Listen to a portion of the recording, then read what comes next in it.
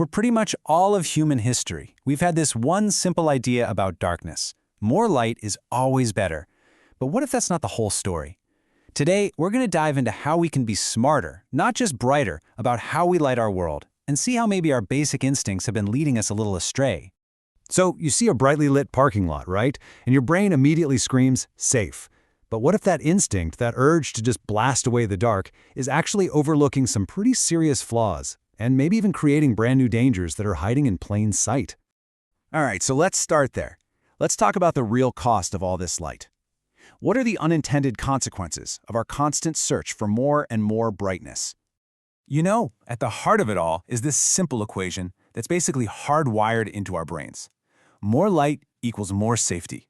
We light up our towns, our homes, our streets, all based on this one core belief. But is it actually true? Let's just push on that a little bit. What if the very tool we're using for safety, that intense, bright light, is accidentally creating the exact dangers we're so desperately trying to avoid? Okay, look at this. This is the paradox in action. An intense, unshielded light creates this harsh, blinding glare, and the direct result of that glare is what you see right here, these deep, impenetrable shadows. So instead of getting rid of hiding spots, this kind of lighting literally creates them. And let's get specific about that word, glare. It's not just annoying, you know? It's a genuine safety hazard. When a light is way too bright or just aimed poorly, it hits your eyes and makes it pretty much impossible to see anything around it. It is actively working against the entire point of light, which is, well, to help us see. And the cost isn't just about safety down here on the ground. All that unshielded, upward-pointing light adds up to what we call light pollution. It washes out the stars, it completely messes up entire ecosystems for animals that are active at night, and honestly, it's a huge waste of money. We're talking billions of dollars globally just to light up empty space. So if just blasting an area with a ton of light is the problem, what's the solution? Well, it comes down to just a few core principles of smart lighting.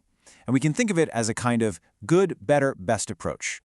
So here it is. This is the crucial point. We have to shift our thinking.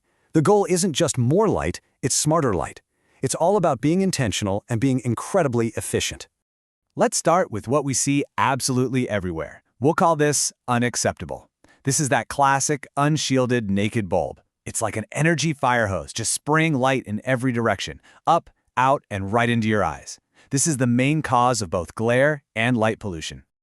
Now, the first big step up is what we call better. By simply adding a shield, the technical term is a full cutoff fixture, you solve two massive problems at once. The light is now focused down where you actually need it, on the ground, which immediately cuts the glare and stops wasting energy lighting up the sky. And finally, we get to the best solution. This combines that smart shield with a little bit of intelligence. You add a timer or a motion sensor, and that means the light is only on when it's truly needed. This is peak efficiency. You get maximum security with the absolute minimum impact on your wallet and the environment. So let's break it down real simple. Smart lighting, it's shielded, it's aimed down, and it uses controls like timers. And super important, it often uses a warmer, amber-colored light, which is way less jarring for our eyes and for wildlife. Poor lighting is just the opposite.